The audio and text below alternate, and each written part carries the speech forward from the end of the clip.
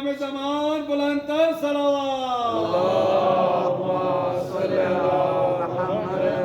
بیماروں کی صحت و سلامتی کے لیے بلند تر صلوات حاجات کی قبولیت کے لیے بلند تر صلوات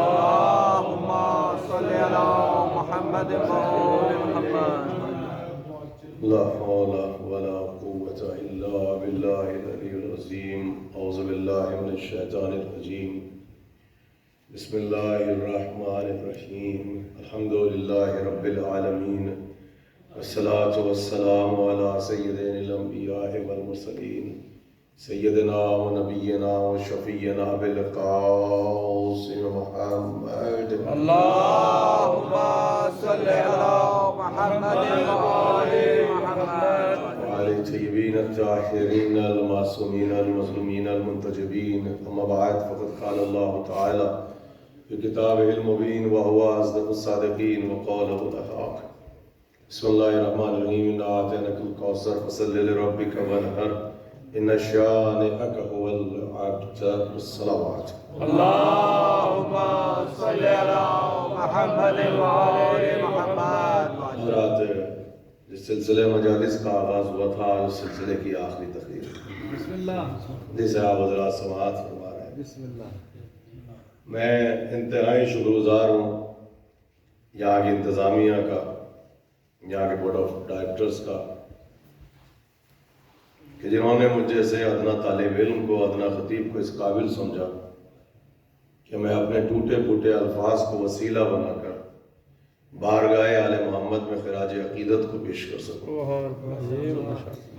میرے ساتھ کچھ اسپائن کے اور صحت کے مسائل تھے اور جس طریقے سے انتظامیہ نے رہنے کا انتظام کیا اور میرے آرام کا خیال رکھا اور انتظامیہ کے ساتھ ساتھ میرے تمام دوست و احباب تمام عزادار ہمارے تمام بزرگ ہماری کمیونٹی کے تمام مومنین و مومنات جنہوں نے مسلسل 2 ہفتہ مجھے اپنی دعاؤں کے اثار میں رکھا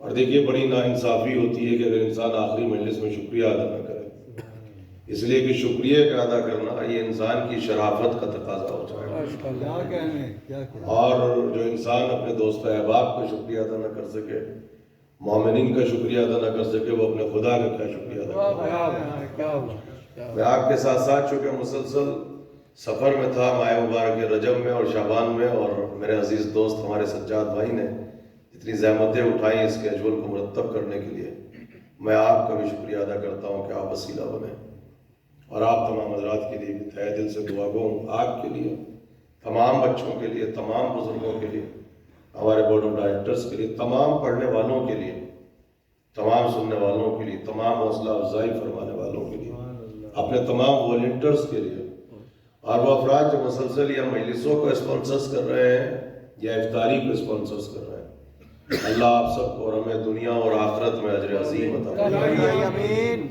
حضرات میں مختلف موضوعات کے سلسلے میں اپنے سبجیکٹ کو آپ کی خدمت میں پیش کرتا رہا اور اس سال پہلی مرتبہ میں نے ازواج معصومین کے سلسلے میں اور ائمہ معصومین کی یعنی امہات المعصومین ان کی ماؤں کے سلسلے میں اور اس کے ساتھ ساتھ سیرت معصومین اور تاریخ عصمت کے سلسلے میں اور آخر میں وہاں سے گزرتے گزرتے حضرت حجت تک پہنچے اور وہاں سے موضوع انتظار پہ پہنچے اور پھر معنی انتظار اور اہتمام انتظار پہ پہنچے اور پھر 2 مجلسوں میں ہم نے آپ کے سامنے ولایت کے آئینے میں اور علم کے آئینے میں تقوی اور موت کا تذکرہ کیا اور مقصد صرف یہ تھا کہ جب آپ یہاں سے اٹھیں تو ٹھیک ہے آپ داد و تحسین دیتے ہیں لیکن اگر پارکنگ لوٹ میں پوچھے کہ کیا پڑھا تو آپ جا کے یہ نہ کہیں کہ ہمیں نہیں پتا کیا پڑھا یہ کچھ نہیں پتا کیا پڑھا جب یہاں سے اٹھے تو رزق معرفت رزق ولایت اور رزق محبت میں اضافہ ہو آج کی اس آخری تقریر میں جو کہ میرے سلسلے کی آخری تقریر ہے یا تقریر کا سلسلہ جاری ساری رہے گا اب یار سنیے میں چاہتا ہوں آج اس بی بی کا تذکرہ کیا جائے کہ جو بانی فرش عزا ہے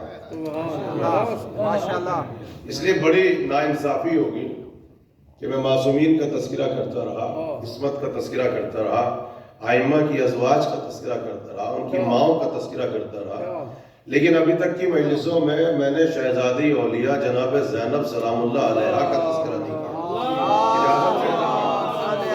اجازت ہے کہ کچھ معلومات آپ کی خدمت میں۔ دیکھیے اس خاندان میں جو آتا ہے وہ کسی نہ کسی کی زینت بن کے آتا ہے۔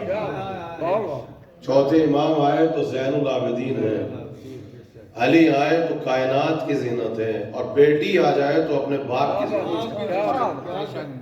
شاید یہ سمجھتا کہ چھٹے امام نے کہا چاہنے والوں سے کہ اس سماج میں، اس کمیونٹی میں تم بھی ہمارے لیے باعث زینت بننا، باعث ذلت نہیں بننا، اس لیے ہمارے یہاں جو آتا ہے وہ کسی کی زینت بن کے آتا ہے۔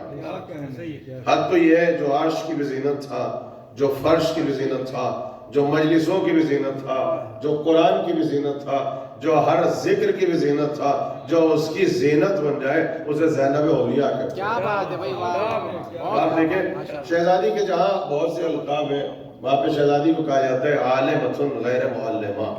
میرے ساتھ ہیں آپ؟ عالمہ غیر معلمہ یعنی ایک ایسی عالمہ جس کا کوئی پڑھانے والا نہ ہو۔ اس کے معنی کیا ہے کہ جس مدرسے سے، جس مکتب سے حسن اور حسین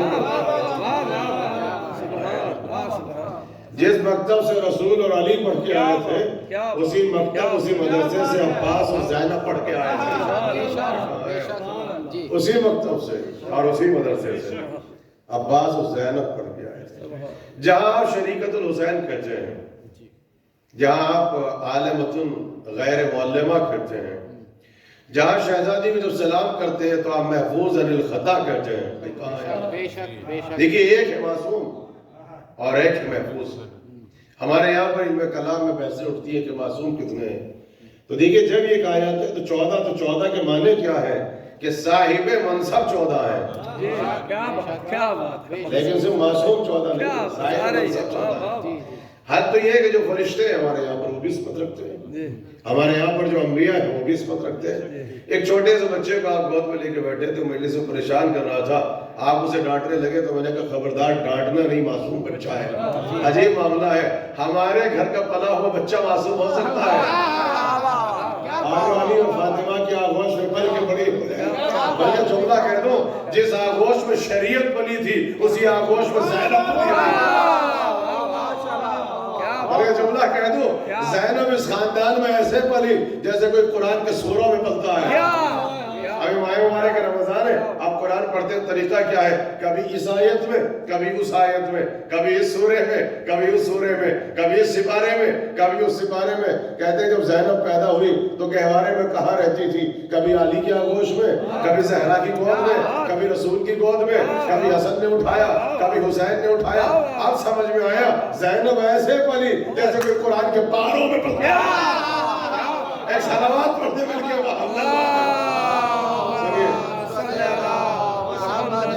سننا چاہتے ہیں، اور بہت مضبوط علم کلام کے حوالے سے اجازت ہے سرکار، بہت قیمتی جملہ تاکہ رزق علم میں اضافہ ہو، اہل علم بیٹھے ہوئے، مگر فرق کیسے ہو؟ جب 14 کی بات آئی تو آپ نے کہا کہ معصوم، تو فرق کیسے ہو؟ جب شہزادی کو معصوم ہی نے سلام کیا تو کہا یہ وہ ہے جو ہے محفوظ عن الخطا۔ جناب عباس کو سلام کیا تو کیا کہا؟ یہ وہ ہے جو محفوظ عن الخطا، یعنی وہ شخصیت ہے کہ جن کے کردار میں کوئی خطا نہیں ہے، جہاں غلطی نہیں مل سکتی۔ تو پھر فرق کیا ہے؟ فرق سنیں گے معصوم میں اور محفوظ میں۔ جن کے کردار کی گواہی آئے تطہیر دیں اسے حسن اور حسین کہتے ہیں، اور جن کے حق میں آئے تطہیر آئی تھی وہ جس کے کردار کی ضمانت لے لے اسے محفوظ عن الخطا کہتے ہیں۔ ارے صلوات پڑھتے مل کے یہ 14 جن کے کردار کی ضمانت لے لے اسے محفوظ عن الخطا کہتے ہیں۔ اب آئیے ایک قدم آگے بڑھیں، آپ کے یہاں کہا جاتا ہے کہ جناب زینب جو ہے وہ شریکت الحسین ہے۔ اکثر ہم یہ سوچتے ہیں کہ یہ لفظ جو ہے اردو میں اور فارسی میں ہمارے یہاں پر استعمال کیا جاتا ہے، یہ شریکت الحسین، تو شاید یہ خطیبوں نے لفظ دیا ہے، شعراء نے دیا ہے، یا آپ جو اہل اعضاء بیٹھے ہیں آپ نے دیا۔ عربک لینگویج کو اگر آپ جا کے پڑھیں، جہاں شہزادی کے بہت سے القاب ہیں وہاں شہزادی کا بالکل یہی لقب ہے، اور اس سے بڑا اور وزنی لقب ہے۔ وہاں لکھا گیا ہے نائبۃ الزہرا. کیا بات ہے بھائی، واہ واہ واہ. اچھا اور قریب بھائی میں نے اس لیے کہا جیسے شریکت الحسین کو جب آپ سنتے ہیں تو آپ سمجھتے ہیں یہ اردو یا فارسی سے تو نہیں آ گیا، تو ویسے ہی آپ اکثر شہزادی کو ثانی زہرا کہتے ہیں، تو برجستہ آپ کے ذہن میں آتا ہے کہ یہ لفظ جو ہے وہ پھر فارسی زبان سے آیا اور فارسی سے گزرتا گزرتا اردو زبان میں آیا اور شعراء نے استعمال کیا تاکہ آپ کو شک نہ ہو. اسی لیے معصوم نے کہا نائبۃ الزہرا، ثانی زہرا وہی نائبۃ الزہرا. جیسے شریکت الحسین ہے عالم ہے غیر معلمہ ہے، ویسے نائبۃ الزہرا. نائبۃ الزہرا عہدہ ہے، جی جی بالکل بالکل. کیا یہ ایک منصب ہے، یہ سٹیٹس ہے، اور یہ منصب بھی بندوں کی طرف سے نہیں ملتا ہے، یہ بھی وہاں سے ملتا ہے. کیا کہنا اس کردار کا، ان کو نام بھی یہاں سے ملتا ہے، ان کو لقب بھی وہاں سے ملتا ہے. کیا بات ہے، کیا بات ہے بھائی، واہ سب کچھ وہاں سے ملتا ہے. اب سنیے گا شہزادی کا تذکرہ تاکہ دعائیں مستجاب ہو. میری آخری تقریر ہے، ذرا شہزادی کو سنیے. آپ نے کیا کہا؟ یہ ہے نائبۃ الزہرا، جو زہرا کی نیابت رکھتی ہو. جملہ کہہ دوں، ہمیں نائبۃ الزہرا تو تاریخ میں ملتی ہے زینب کی شکل میں، لیکن بعد کربلا پھر کوئی زینب کی نائبہ ہونے کا آج تک دعویٰ نہ کر سکا کہ کوئی زینب کی نیابت رکھتا ہو. نائبۃ الزینب کوئی نہیں ہے. اور سنیں گے آپ، ہمارے یہاں پر نیابت کا ایک قانون ہے، چاہے مولا علی کے سلسلے میں ہو چاہے مولا حسین کے سلسلے میں ہو. آپ حق نیابت نہیں رکھ سکتے جب تک کہ اصل کے کمالات آپ پہ نہ پائے جاتے ہیں. ورنہ پھر علی نائب ہے رسول اللہ کے، جانشین رسول اللہ کے، تو کس نسبت کی بنیاد پہ؟ کیا اس لیے کہ داماد ہے، برادر رسول ہے، ہمسر جناب بطول ہے، سلمانہ غدیر ہے، کل ایمان ہے، اسد اللہ ہے، باب العلم ہے، جنت کے مالک ہے، حیدر کرار ہے؟ نہیں، بلکہ جب تک کہ اصل کے کمالات نہ ہو تب تک انسان کسی کی حق نیابت نہیں رکھتا ہے. تو کیا آواز دی؟ نائبۃ الزہرا. زینب اسے کہتے ہیں جو فاطمہ کی نائب ہو. جملہ کہہ دوں؟ اچھا آپ سنیے، جا کے تاریخ عصمت میں پوچھئے تو پھر فاطمہ کون ہے؟ فاطمہ کا جو پہلا لقب ہے، جو پہلا اسٹیٹس ہے، فاطمہ بطول ہے. بطول نام نہیں ہے، بطول عہدہ ہے. بطول بندے نہیں بناتے ہیں، بطول اللہ بناتے ہیں. دیکھیں ممبر کی کچھ نزاکتیں آئیں گی، اور آپ میرے مزاج کو جانتے ہیں، چاہے باتیں حق کیوں نہ ہو اس کو ممبر سے پڑھا جائے تو بہت تول تول کے الفاظ استعمال کیے جائیں، اس لیے کہ عصمت کے سلسلے میں گفتگو کر رہے ہیں. ہر لفظ اس ممبر سے نہیں بولا جاتا، ہر طریقے کی زبان اس ممبر سے استعمال نہیں کی جاتی، اس لیے کہ یہ صاحب آیت تطہیر کا تذکرہ ہوتا ہے. اور جناب زہرا کا سب سے بڑا منصب کیا ہے؟ بطول. بطول مریم بھی ہے، بطول فاطمہ بھی ہے، مگر جملہ کہیں گے بغیر شوہر کے بطول ہونا اور ہوتا ہے، شوہر کے بطول ہونا اور ہوتا ہے. بطول مریم بھی ہے، بطول فاطمہ بھی ہے، مگر بطول مریم چھوٹی بطول ہے، فاطمہ بڑی بطول ہے. اور اگر یقین نہ ہو مریم کا ایک بیٹا معصوم ہے، فاطمہ کے 11 بیٹے ہیں.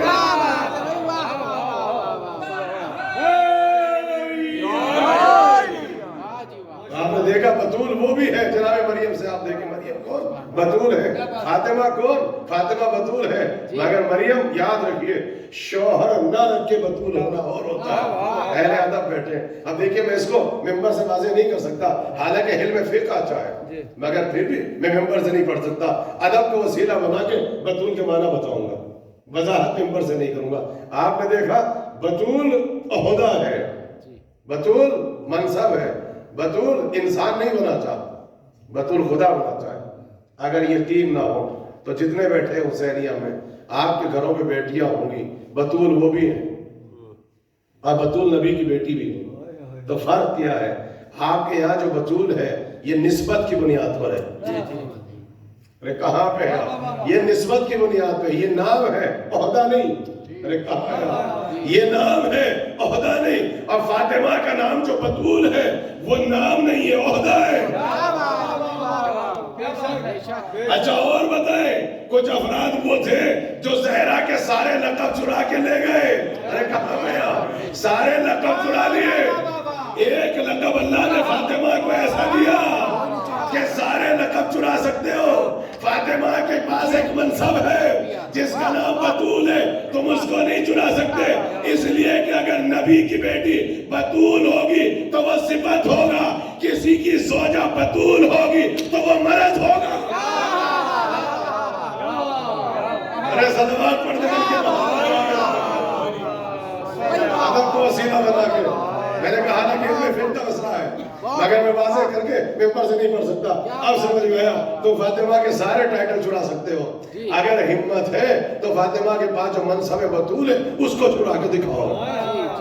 مگر یاد رکھنا بطول ہونا اور ہوتا ہے، پھر قریب آ جائیں تاکہ آپ سمجھ سکیں اور آپ پکڑ نہ سکیں۔ ماں بن کے بطول ہونا یہ صفت ہوتا ہے، ماں بن کے بطول ہونا یہ منصب ہوتا ہے۔ تو نبی کی بیٹی ہے، شوہر بھی ہے اور ماں بھی ہے، اور پھر اللہ نے بطول کہا۔ تو یہ نام نہیں ہے، آپ کے یہاں جو بیٹی بطول ہے وہ نسبت کی بنیاد پر ہے۔ نبی کی بیٹی جو بطول ہے وہ نام نہیں ہے، نام تو فاطمہ ہے، بطول منصب ہے۔ اور سنیں گے آپ، بطول جو عہدہ ہے یہ کسی کو نہیں مل سکتا، چاہے صحابی کی بیٹی ہو یا امتی کی بیٹی ہو، کیا بات ہے، یہ نبی کی بیٹی کا شرف ہے۔ اچھا آپ سنیں کہ بطول کے معنی کیا ہے، ادب کو وسیلہ بنا کے۔ 30 دن مصلی جسے سجدے سے نہ روک سکے۔ دیکھیں سارا کھل کے تو نہیں پڑھ سکتے، پڑھنا بھی ہے، بطول کو سمجھانا بھی ہے۔ حالانکہ علم فقہ کا، علم کلام کا پورا چیپٹر ہے، عقائد کا پورا کاروان ہے، لیکن پھر بھی آپ نے دیکھا میں نے بطول کو کتنے ادب کے ساتھ اپنے نوجوانوں کو سمجھایا کہ بطول کے معنی کیا ہے۔ 30 دن مصلی جسے سجدے سے نہ روک سکے، اور قریب ہوں رمضان کے 30 روزے جسے روزے سے روک نہ سکے، قرآن 30 دن جسے تلاوت سے روک نہ سکے، 365 دن مسجد جسے دروازہ کھولنے سے رکایا روک نہ سکے۔ اگر یقین ہو دوپہر کا وقت تھا، 15 رمضان تھا، ادھر حسن کی ولادت ہوئی، ادھر فاطمہ مصلی پر عصر کی نماز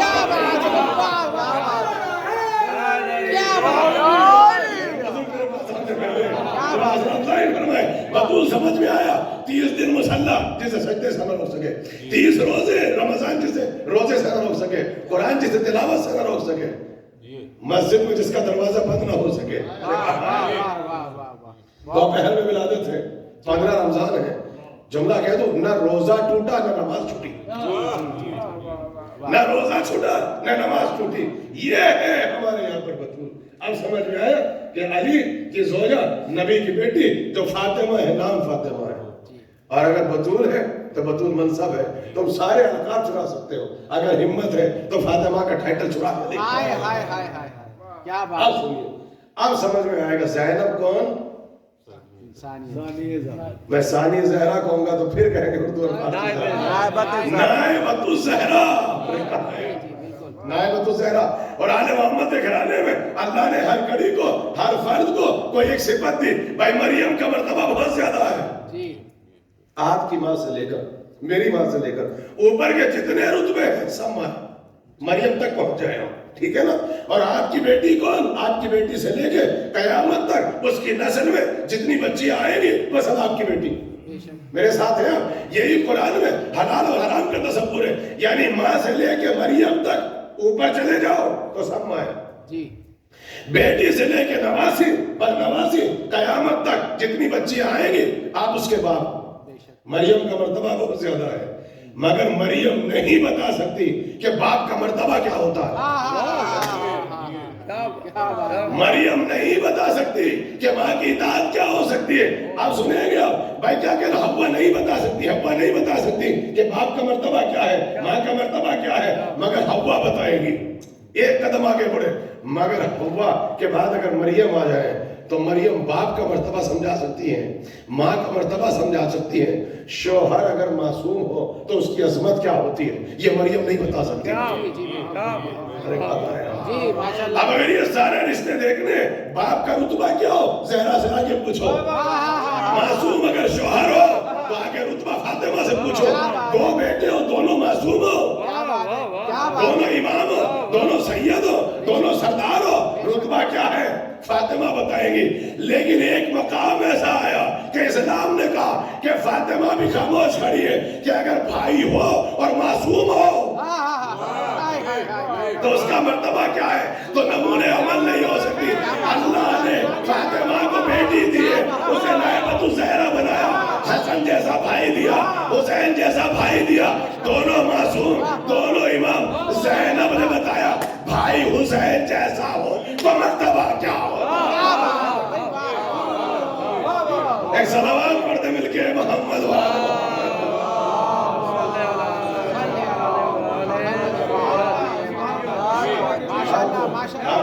بیٹھے، مادی بیٹھے، عزادار بیٹھے، مجھے ایمان سے دیکھیے آپ نے زندگی پر مجلس سے سنی، آپ گواہی دیں گے مجلس میں ہر کردار کے فضائل پڑھنا آسان ہے۔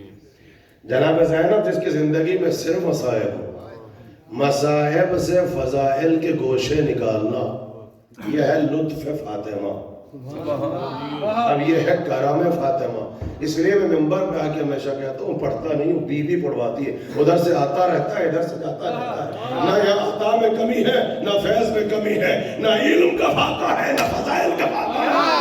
پیارے حیاداری ایسے نہیں بلندر صلوات پڑھ کر کے سے برکت کے لیے شہزادی کا تذکرہ، بی بی کا تذکرہ۔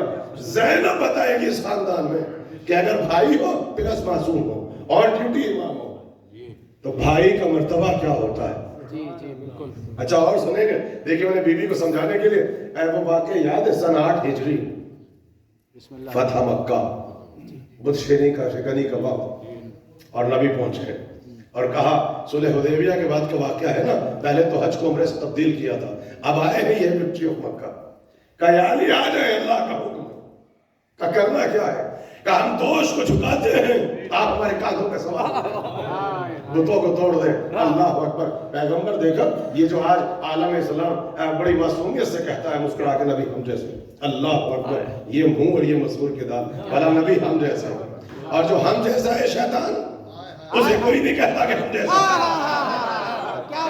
حالانکہ عبادت سے عبادت ملا لو، سجدے سے سجدہ ملا لو، کہاں ہیں آپ، لباس سے لباس ملا لو، چہرے سے چہرہ ملا لو، تبلیغ سے تبلیغ ملا لو۔ وہ بھی وہاں بیٹھ کے کہہ رہا تھا بس اللہ، یہ بھی کہتے ہیں بس اللہ، وہ بھی خاک سے جلتا تھا، یہ بھی خاک شفا سے جلتے ہیں۔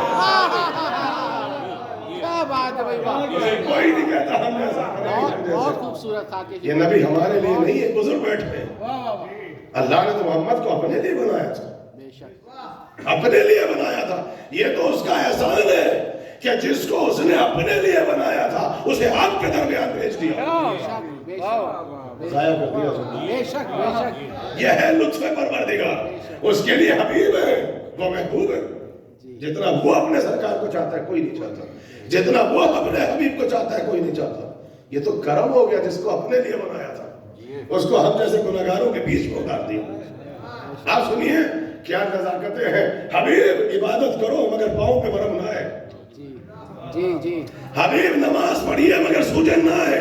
ارے کہاں ہے آپ، حد تو یہ حبیب اگر میں اپنا کلام بھی اتاروں گا آپ کو زحمت نہیں دوں گا، جیسے موسیٰ کو کوہ طور پہ بلایا تھا، میں نے بائبل کو انجیل کو اتارا، عیسیٰ کو کوہ زیتون پہ بلایا۔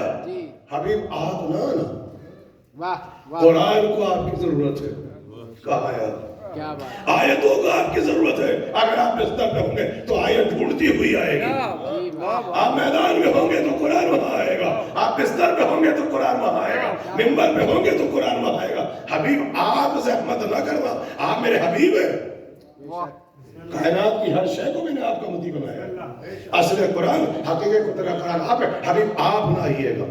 نماز پڑھیں مگر ایک حصہ تھوڑا آرام کیا کرو، آج اسی حبیب سے اللہ کہہ رہا ہے کاندھوں کو جھکاؤ، کیا بات ہے، علی کو اپنے گوشت پہ اٹھاؤ، حالانکہ نبی کا منصب کیا ہے، چشم ابرو سے اشارہ کر دے تو چاند کو حصوں میں تقسیم ہو جائے، اشارہ کر دے تو آدھا درست آئے گا کلمہ پڑھنے، آدھا وہیں رہے گا، چاہے تو دریا میں رستہ بنائیں گے، چاہے تو خشکی میں دریا بہا دیں گے۔ سکرے سے آگے کلمہ پڑھتے ہیں، کہاں ہے آپ، عجیب ہے، یہ بیزر کو ابوذر بناتا ہے، مسلمان کو سلمان بناتا ہے۔ کیا کہنا بلکہ ایسا اختیار ہے کہ اللہ نے نام ہی احمد مختار رکھا ہے. کیا میں ہر مجلس میں تھوڑا بہت سرکار رسالت کو پڑھتا ہوں. اب آپ سنیے اللہ کہاں پہ اتنے نظریں اٹھا رہا ہے, اتنے ناز اٹھا رہا ہے. کہا اللہ کا حکم ہے شانوں کو جھکا دو, علی کو سوار کر لو. کیوں؟ رسول اللہ آنکھوں سے اشارہ کر دیں, چشمے ابرو سے اشارہ کر دیں, انگلی سے اشارہ کر دیں, وہ ٹوٹ جائیں گے, بل شکری ہو جائے گی. کہا کہ نہیں علی کو اٹھاؤ اور کہاں کھڑا کرو جہاں میں مہر نبوت ہے. اور مہر نبوت کیا ہے؟ قرآن کی آیت لکھی ہے. یا اللہ, وہاں سے بہت سے افراد تھے, کسی نے جا کے کہا یا رسول اللہ اجازت ہے کہ میں علی کو اٹھا لوں. کہاں ہے آپ؟ ابھی تک نہیں پہنچے. کہاں ہے آپ؟ میں علی کو اٹھا لوں. بس ایک جملہ تاریخ نے محفوظ کیا, کہا یہ بار امامت ہے. یہ بار وزن امامت ہے, اس کو کوئی نہیں اٹھا سکتا. آپ نے پہچان لیا, اللہ نے کہا رسول سے علی کو اٹھاؤ, رسول نے کہا صاحب سے بار امامت ہے, اس کو کوئی نہیں اٹھا سکتا. آپ سنو گے شام غریبہ ہے, خیموں میں آگ لگی ہے.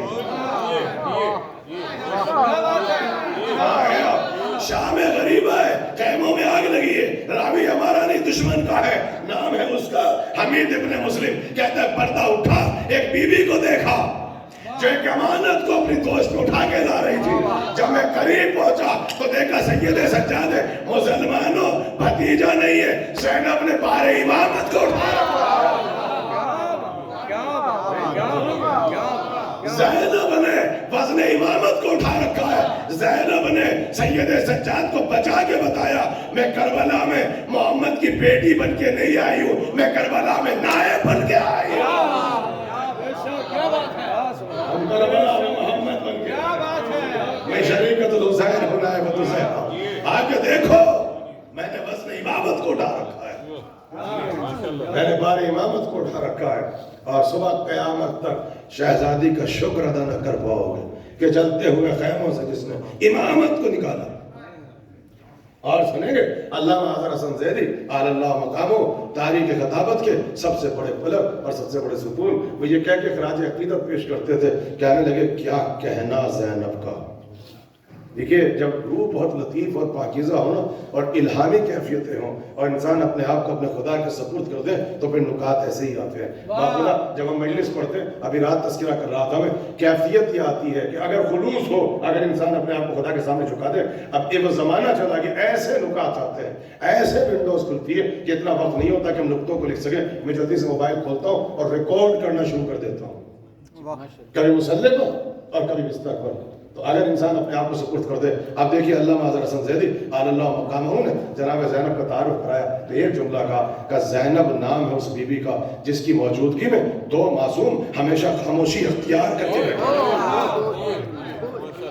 کیا بات ہے, یہ خطابت کا جملہ نہیں, یہ جب روح لطیف ہو زبان سے جملہ نکلتا ہے. چوتھے امام اور پانچویں امام, دو معصوم جس کی موجودگی میں خاموشی اختیار کر لیں. وہ علی کی بیٹی زینب. اور سنیں گے اس کے بعد کیا کہا زینب نام ہے جس نے دو معصوم کے ہوتے ہوئے یزید کے دربار میں خطبہ دے دیا. کیا بات. جملہ ایسا نہیں ہے کہ صرف آپ مسکرائیں اور سنیں یا داد دیں, مگر محفوظ کیجئے دو معصومین کی موجودگی میں, دو اماموں کی موجودگی میں جو بول رہی ہو اسے زینب کہتے ہیں. اور کہا جب خطبہ دیا دو اماموں کی موجودگی میں تو سننے والوں نے کہا کہ علی بول رہے ہیں. کہا ہے علی بول رہے ہیں. بس دو لہجے, یا معراج پہ نبی پہنچے تو علی کی زبان پہ خدا بولا, یا دربار یزید میں جب زینب بولی تو علی کی زبان میں فاطمہ کی بیٹی بولی. اوپر خدا بولتا ہے, نیچے زینب بول رہی ہے, لہجہ علی کا ہے. یہ آپ نے دیکھا روح لطیف ہو پاکیزہ ہو تب الہامی کیفیتیں ہوتی ہیں. اب شہزادی پڑھواتی ہیں دو اماموں کی موجودگی میں زینب خطبہ دے رہی. اور سنیں گے تھوڑا سی جھلک, میں خطبہ نہیں پڑھوں گا چونکہ وقت نہیں ہے, اجازت ہے. شہزادی کے ہاتھ بندھے ہوئے اور داخل ہوئی اور دروازے پر کھڑی ہوئی, روئیں گے بھی آپ. اور سنیں اور کہا سید سجاد میں اس کے دربار میں قدم نہیں رکھوں گی. کہا بھی اماں یہ تو وعدہ طفلی تھا بابا کا اپنے نانا سے, آپ کو دربار میں جانا پڑے. جملہ سنو, زینب کی غیرت کو سنو گے.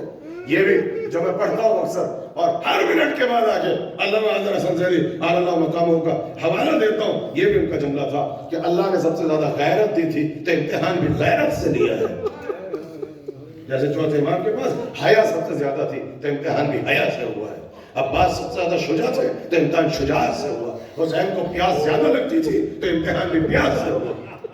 کربلا میں جس کے پاس جو صفت تھی اس کا اسی سے امتحان ہوا. یہ فضائل کی منزلت ہے. میں نے پہلے ہی کہا اگر جناب زینب کو سننا ہے تو صرف ابا کے آئینے میں نہیں، آپ کو مصائب کے آئینے میں سننا پڑے گا. جس کے پاس جو صفت تھی اس کا اسی سے امتحان ہوا. کہا میں دربار میں نہیں جاؤں گی. کہا کہ حکیمہ وعدہ طفلی اب سنو گے کیا حیا تھی کیا غیرت تھی. کہنے لگی بیٹا میں نے یہ سنا ہے کہ یہ اپنے دربار میں شراب پیتا ہے. ہاتھ بندے اس کو امتحان نہیں کہا ہے. باندھ کھل گئے، زینب صبر کر رہی ہے، رضا چھن گئی ہے، زینب صبر کر رہی ہے. مگر جب معاملہ شراب کا آیا، جب معاملہ دربار میں جانے کا ہوا تو کہا کہ میں دربار میں قدم نہ رکھوں گی. میں نے یہ سنا ہے، دو جملے کہے وہاں پر شہزادی نے اور دونوں کو تاریخ نے محفوظ کیا ہے. کہا ہے شیعہ آنے کے بعد سنے، کہنے لگی ایک تو شراب پیتا ہے اور دوسرے بیٹا میں نے یہ سنا جب یہ گفتگو کرتا ہے تو گالیاں بہت دیتا ہے. لفظ استعمال کیا بیوی نے، کہا اس کی زبان سے فحش نکلتا ہے، یہ اپنی زبان سے گالیاں دیتا ہے، میں اس کے دربار میں کیسے قدم رکھوں. کہا حبی اماں وعدے طفلی ہے دربار میں آ جائے. اب زینب نے قدم رکھا. اب یہاں سے ذرا سا جھلک سنیے گا، خطبہ نہیں پڑھوں گا، وہ خطبہ پھر کبھی پڑھ کے سناؤں گا. آپ جو گئی تو جا کے کیا دیکھا، زینب نے کہا اچھا مسئلہ سمجھ گئی. وہاں تو بڑے بڑے سفیر بیٹھے ہوئے تھے جنہوں نے پرانی کتابوں کو پکڑ رکھا تھا، جو یونان سے آئے تھے، جو روم سے آئے تھے، جو مصر سے آئے تھے، بڑی بڑی حکومت کے نمائندے بیٹھے ہوئے.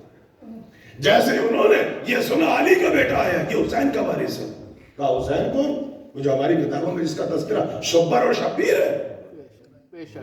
وہ کہہ رہے ہیں کہ وہ جو ہماری کتابوں میں جو موسیٰ ہارون کے بچوں کے نام تھے، کیا یہ وہ حسن اور حسین ہے؟ یہ تو نبی کے نواسے ہیں. تو دربار میں کسی نے کہا کہ یہ حسین کا بیٹا ہے. تو جو اہل کتاب بیٹھے تھے انہوں نے کتابوں کو نکالا اور یہ چیز سے کہا تجھ پہ لعنت ہو، تو نے کیا ظلم کر دیا، تو نے اپنے نبی کے نواسے کو مار دیا. میرے ساتھ ہے آج کی مجلس کو آپ یہ سمجھ لیں کہ فضائل کے ساتھ ساتھ سے مسائب ہے. یہ تو نے ظلم کیا کر دیا، تو نے نبی کے بیٹے کو مار دیا. اس کی زبان سے ایک جملہ سلپ ہو گیا. اس نے کہا کہ حسین نے میرے اختیار سے منع کیا تھا، حسین نے میرے اختیار کا انکار کیا تھا. وہ شہزادی جو اب تک چپ کھڑی تھی ایک مرتبہ زینب نہ رہی، اب علی بن گئی. اب سنیے آپ، اب یہ فضائل میں گوشہ سنیں. ایسا لگا اللہ کی غیرت کو غیرت آ گئی ہو، اللہ کے غصے کو غصہ آ گیا. کہنے لگی یزید ویسے تو میں تجھے لائق گفتگو نہیں سمجھ سکتی، میں تجھے اس قابل نہیں سمجھتی کہ علی کی بیٹی تجھ سے کلام کرے. مگر ذرا پھر سے بول تمہیں کیا کہا ہے، تو نے حسین کو کیوں مارا؟ کہا حسین نے میرے اختیار سے انکار کیا تھا. تو بی بی نے سر اٹھا کے کہا تجھے اختیار کس نے دیا ہے؟ جو علی کے چاہنے والے بیٹھے ہیں آپ سنیں، بی بی کا مکالمہ سنیں، لگتا ہے دربار میں علی بول رہے ہیں. کہا تجھے اختیار کس نے دیا؟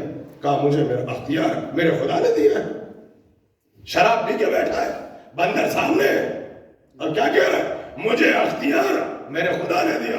جیسے ہی زینب نے سنا تو کہنے لگی اچھا ٹھیک ہے تیرے پاس اختیار ہے، اختیار خدا نے دیا. حسین نے انکار کیا تو نے حسین کو ذبح کر دیا. تو سن اب علی کی بیٹی دربار میں کچھ بولنا چاہتی ہے. جی بسم اللہ. اجازت نہیں مانگ رہی ہے. کہا خاموش میں بولنا چاہتی ہوں. یہ خاموش ہوا تو اب زینب نے امتحان لیا. کہنے لگی یہ جو تیرا محل ہے اس میں روشن دان ہے، اس میں کھڑکی کھلی ہے، باہر تیزی سے ہوا چل رہی ہے، ہوا میں سنسناہٹ ہے. ہوا کو حکم دے کہ تھوڑی دیر ٹھہر جائے. پہلے میں نے آپ کو بلایا اور اب میں پھر اس جگہ پر لے کر آیا کہ مسائل کے بعد فضائل آپ کی سمجھ میں آ سکے. ہوا کی سنسناہٹ ہے یزید، اس سے کہو زیادہ دیر نہیں، میں چند منٹ کے لیے ٹھہر گئے. اب جو کہا تو جسم کانپنے لگا. علی کی بیٹی ہوا میں میرا اختیار کہاں ہے؟ ہوا میں میرا اختیار کہاں ہے؟ کہا اچھا ٹھیک ہے کوئی بات نہیں، یہ بتا کہ یہ دربار میں جو سامنے دروازے پہ اونٹ کھڑے ہیں ان کے گلے میں گھنٹی کس نے باندھی ہے؟ کہا گھنٹی تو میں نے باندھی ہے. کہا ان کی فطرت ہے، یہ اپنے سر کو کبھی دائیں کرتے کبھی بائیں کرتے، گھنٹیاں بج رہی ہیں، چھوٹا سا اختیار ہے، اونٹوں سے کہو یہ سر پہ ایک مقام پہ ٹھہرا ہے. خیال نظر کا تھا. علی کی بیٹی دربار میں بول رہی علی بلکہ خطیب نے بتا دیا ابھی پھر پریشان ہوا کبھی دائیں دیکھتا ہے کبھی بائیں دیکھتا ہے علی کی بیٹی یہ تو حیوان ہے یہ تو جانور ہے بھلا یہ انسان کا اختیار کیسے ہو سکتا ہے کہا یہ گھوڑے کھڑے ہوئے ہیں یہ کبھی ایک سو کو زمین پر رکھتے ہیں کبھی دوسرا پیر زمین پر رکھتے ہیں اس سے آہٹ ہوتی ہے اس سے صدا ہوتی ہے مجھے خطبہ دینا گھوڑوں سے کہو کہ خاموش ہو جائے اور گھوڑوں سے کہو کہ ہنینا نہ چھوڑ دے زینب ایسے باتیں کر رہی ہے یہ بار بار کہتا ہے یہ اختیار میرا نہیں ہے یہ اختیار انسان کا نہیں ہے کہا پھر اختیار کس کا ہے کشف اللہ کا تو بی بی نے وہاں پہ ایک جملہ کہا جسے قاضی نور اللہ شوستری نے جہانگیر کے دربار میں جب کتاب کو لکھا اور اس کے بعد اپنا سر دیا اور پھر اپنی زبان دی اور دونوں ٹانگوں کو چیر دیا گیا سنے گیا بی بی کہنے لگی میں نے تجھ سے یہ تو نہیں کہا کہ مردے کو زندہ کر دے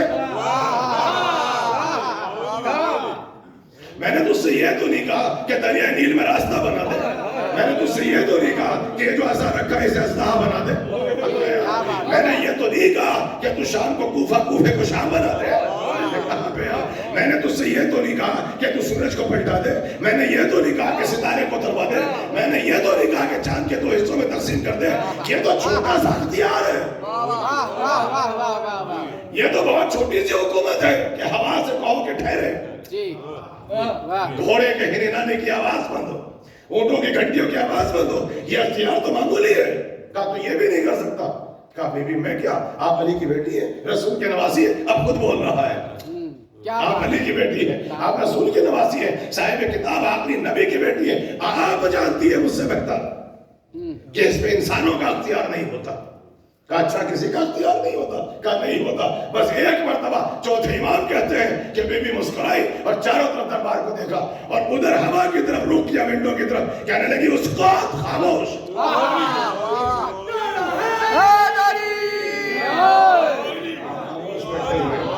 دربار یزید پہ پڑھ رہی ہے جناب زینب جہاں اپنا مجمع نہیں ہے اپنے نعرے لگانے والے سبحان اللہ کہنے والے نہیں ہیں کہنے لگی اس وقت جیسے ہی کہا ہوا کی سنسناہٹ اسی مقام پہ ٹھہر گئی ابھی آپ بھی ایسے نہیں سمجھیں گے اونٹ کی پاؤں جس جگہ پہ تھا اسی مقام پہ ٹھہرا گھوڑے کا سر جس جگہ پہ تھا اگر زمین سے اٹھا تھا اسی جگہ پر ہے کہتے ہیں دربار کا پردہ جو ہوا نے اٹھایا تھا وہ نیچے نہیں آیا اسی مقام پر ہے آپ نہیں سمجھے یہ کس کی بیٹی ہے جو صاحب معراج تھا بے شک یہ ہے ذوق جب تاریخ ذہن میں نہ ہو میں نے صاحب معراج کہا صرف نبی نہیں کہا میں نے صاحب معراج کہا کہ جب چلا ہے تو زنجیر در اسی مقام پہ ٹھہرا بستر کی گرمی اسی مقام پہ ٹھہری زنجیر در اسی مقام پہ رکا یہ کس کی نائب ہے یہ صاحب معراج کی بیٹی ہے تاریخ کہتی ہے دربار میں سپاہی کھڑے ہیں ایسے سفیر بیٹھے ہیں جس کا جہاں پر ہاتھ ہوا ایسے ایسا لگا کہ سارا دربار مردہ ہو گیا کائنات کی حرکت کو روک دیا شہزادی ہوا ٹھہری ہوئی ہے چشمے جو اگ رہے تھے وہ ٹھہر گئے درخت کے پتے ہل رہے تھے سبزے اگ رہے تھے اپنے مقام پہ ٹھہرے کائنات ٹھہری ہوئی اپنے مقام پر زینب نے حرکت کائنات کو روک دیا تاریخ کہتی ہے جیسے یزید نے دیکھا تو ایک مرتبہ کہنے لگا علی کی بیٹی کیا کر دیا کیا میرے پورے دربار کو آپ نے پتھر کا کر دیا ہے جیسے ہی سنو ایک مرتبہ علی کی بیٹی چلال میں آگے کہتی ہے ان سفیروں کو دیکھ کے کیا فیصلہ کر کے بتاؤ قیدی یہ ہے یا قیدی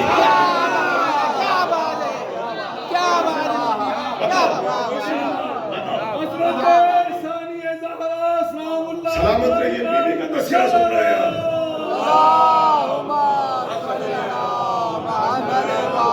آپ فیصلہ کرو قیدی یہ ہے یا قیدی ہم ہیں اور اس کے بعد 2 معصوم کھڑے ہیں 2 امام کھڑے ہیں اور زینب کہتی ہے کہ جسموں پہ حکومت کرنا اور ہوتا ہے کائنات پہ اختیار ہونا یہ آل محمد کا اختیار ہوتا ہے ہم کائنات پہ اختیار رکھتے ہیں اس لیے کہ ہمیں ہمارے اللہ نے بنایا وہاں جا کے کیا توحید کو پیش کیا، کیا نبوت کو پیش کیا، کیا رسالت کو پیش کیا، اور شہزادی نے کیا موت کا تصور اور جنت اور آخرت کا تصور پیش کیا۔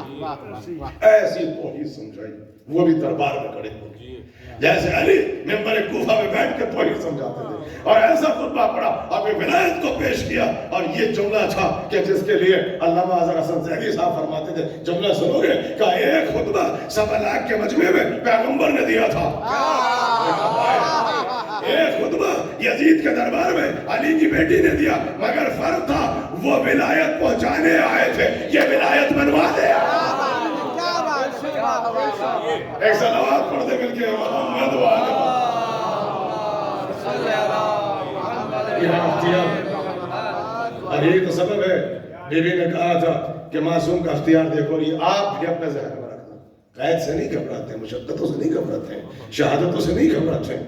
سنیں گے آپ، معصوم قید میں بھی ہو تو اختیار معصوم کے پاس ہوتا ہے۔ اتنا مشکل جملہ تو نہیں تھا کہ آپ سر ہلا کے رہ گئے، کیا میں آپ کی خاموشی کا بھی صدقہ اتار کے جاؤں؟ معصوم قید میں بھی ہو تو اختیار معصوم کے پاس ہوتا ہے۔ یوسف قید میں ہے، کیا بات ہے، کیا بات ہے، اختیار کس کے پاس ہے؟ اختیار یوسف کے پاس ہے۔ اچھا کیا یہ اس سال کا معجزہ نہیں ہے؟ میں پھر وہیں پہ پہنچ گیا موسیٰ ابن جعفر پر۔ یہ کیا معجزہ ہے کہ کوئی بھی مجلس تمام نہیں ہوتی جب تک کہ امام موسیٰ کاظم کا تذکرہ نہ ہو۔ امام موسیٰ کاظم پھر کہتا ہے، ہاں سنیے، کیا کس معصوم سے اور کس قید سے، کس قید کو ہم نے ملایا؟ امام قید سے نکلے اور جیسے نکلے سامنے ہارون رشید کھڑا ہے، دیکھیں کیا مناظرہ ہے، یہ بھی قید کا مناظرہ ہو رہا ہے۔ کہنے لگا ہارون رشید امام سے کہ بڑی باتیں کرتے تھے آپ، اپنے دادا کا خطبہ سناتے تھے کہ معصوم کو اللہ نے اختیار دیا ہے، کائنات عالم کی کنجیاں آپ کے پاس ہے خزانے کی، تو امام نے کہا یہ اختیار عصمت ہے، ہمارے پاس کائنات عالم کے خزانوں کی کنجیاں ہیں، کہا پھر 14 برس سے تمہارے دروازے پہ تالا لگا ہے، تالا کھول کیوں نہ پائے؟ 14 برس سے زندان پہ تالا لگا ہوا ہے، کائنات عالم کے خزانے کی کنجی آپ کے پاس ہے، چابی آپ کے پاس ہے، کھول کیوں نہ لائے؟ کہا کہ یہ ارادہ مشیت ہے، یہ حکمت الہی ہے۔ کہا کہ کیسے؟ کہا ورنہ اگر دیکھنا ہو میں اگر چاہوں تیرے اس محل کی دیوار کو سونے کا کر دوں۔ معصوم قید میں ہے، ہاتھ بندھے ہوئے، ہتھکڑیاں ابھی ٹوٹی نہیں ہیں، بیڑیاں نکلی نہیں ہیں، اس واقعے کے بعد امام پھر فوراً قید میں جائیں گے، مہلت نہیں ملتی تھی، ایسے ہی مہلت ملتی تھی، امام سے سوال کرتا تھا، امام جواب دیتے تھے، خوش کر کے پھر قید میں ڈال دیتا، مسلسل امتحان تھا۔ کہا اگر میں چاہوں، وہ تو مشیت کا ارادہ ہے، لیکن اگر چاہوں تو محل کی دیوار کو سونے کا بنا دو۔ کہا نہیں، محل کی دیوار سونے کی دیوار سونے کی ہوگی۔ اب وہ کھڑا ہوا حیرت سے دیکھ رہا ہے۔ اب سنیں گے کہتے ساتویں امام نے ایک مرتبہ نام تو تھا موسیٰ کاظم، اپنے غیظ پہ سب سے زیادہ کنٹرول رکھتے تھے، مگر شان بے نیازی سے ایک مرتبہ دیوار سے باتیں کرنے لگے، اور دیوار کو قوت گویائی دی تاکہ یہ بھی سنیں۔ کہنے لگے اپنی اصل حالت پہ واپس پلٹ، تو اس سے کہا کس نے کہ سونے کا بن؟ میں نے تجھ سے کب کہا کہ سونے کا بن؟ امام نے غیظ میں کہا واپس پلٹ، تو قوت گویائی دی خدا نے، دیوار امام سے مخاطب ہوئی، اور ان سب نے سنا کہ مولا آپ نے حکم نہیں دیا۔ کہا پھر بنی کیوں؟ کہا جب آپ کہہ رہے تھے کہ میں چاہوں تو دیوار کو سونے کا بنا دوں، یہ کچھ بیٹھے تھے، یہ دل میں سوچ رہے تھے یہ کیسے ہو سکتا ہے، میں نے پلٹ کے بتایا کیسے ہو سکتا ہے۔ صلوات پڑھ دے مل کے محمد، میں نے پلٹ کے بتایا۔ اختیار عصمت دے گا، معصوم قید میں بھی ہو تو اختیار ہوتا ہے۔ بس آخری جملہ اور زحمت تمام، اور یہ معجزہ ہے، اس کی مصلحت اور حکمت صرف اللہ جانتا ہے کہ کوئی مجلس ساتویں امام کے بغیر مکمل نہیں ہو رہی ہے۔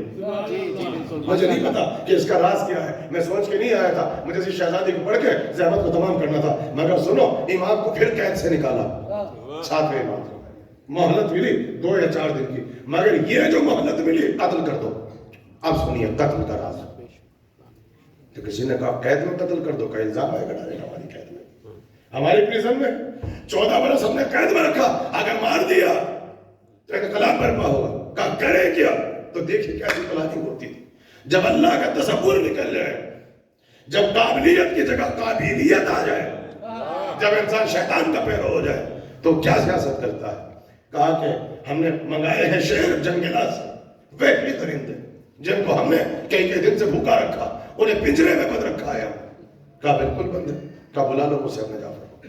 کیا پلاننگ ہوئی, امام سامنے کھڑے, ابھی نکل کے آئے قید سے. ہارون رشید آیا, کہا کہ ابن رسول اللہ میں ایک شیر خریدنا چاہتا ہوں مگر اعلیٰ نسل کا. ہم چاہتے اتنے شہروں میں آپ بتائیں کون اعلیٰ نسل کا ہے. امام نے مسکرا کے کہا اچھا یہ عقیدہ تو بھی رکھتا ہے کہ اعلیٰ نسل کی بنیاد حسب و نسب کی پہچان ہم سے ہوتی ہے, اس کا مطلب یہ تو بھی جانتا ہے. کہا کہ میں چاہتا ہوں ایسا ہو جس کا نسب اعلیٰ ہو, اعلیٰ نسل ہو. کہا اس کے لیے کیا کرنا ہوگا. کہا کہ پنجرے میں جائیے, 50 شہر ہے جس پر آپ ہاتھ رکھ دیں گے اس کو خرید لیں گے. سبب کیا تھا, ایک تیر سے 2 کام. ایک عصمت کو توڑو, جب جائیں گے شہر بھوکا ہے وہ کھا جائے گا. ہم کہیں گے کہ امام کو سے کہتے ہیں جس کا عرفان جانور رکھتا ہو. جنگل کے شہر موسیٰ ابن جعفر کو کھا گئے تو انسان کدھر جائے گا, شہروں پر. اور دوسری طرف سے امامت ڈیمیج, عصمت ختم. کہ معصوم اپنے آپ کو اپنا عرفان شہروں کے سامنے پیش نہ کر سکا. لہذا یہ فرزند رسول ہے مگر وقت کا امام نہیں. ایک تیر سے 2 نشان, جان بھی گئی امامت بھی گئی. امام مسکرائے, کہا بھیجنا کہا ہے. کہا یہ پنجرے میں شہر ہے جنگلی کئی دن سے بھوکے. تاریخ کہتی ہے کہ موسیٰ ابن جعفر چلے اور سب اپنی چال چلتے تھے, یہ امامت کی چال چلتے تھے.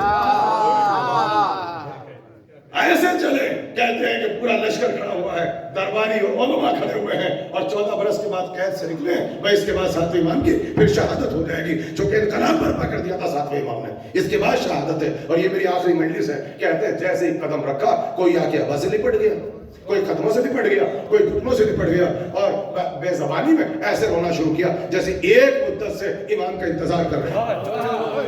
ایسا لگا ایک مدت سے جنگل میں بیٹھ کر آنے والی حجت کا انتظار کر رہے تھے, آنے والے امامت کا انتظار کر رہے تھے. اور امام کسی کے سر پہ ہاتھ رکھ رہے ہیں, کسی کی پیشانی پہ رکھ رہے ہیں, کسی کی کمر پہ رکھ رہے ہیں, کسی کو پیار کر رہے ہیں, کسی سے باتیں کر رہے ہیں.